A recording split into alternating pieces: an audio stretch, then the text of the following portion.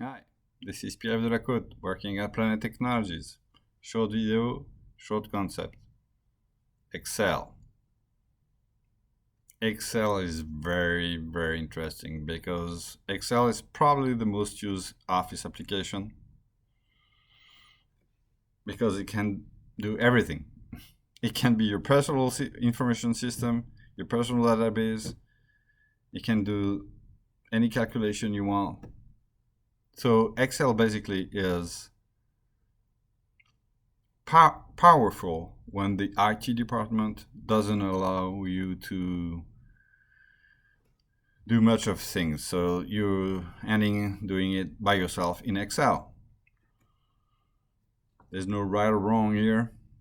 It's just, do you have the capability to ask your IT department to do the job for you, or do you want to do it by yourself?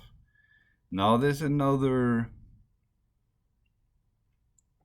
possibility with Power Platform. So look at that. Maybe it will be the next step, but Excel is still powerful to enter data, analyze data, make some calculation.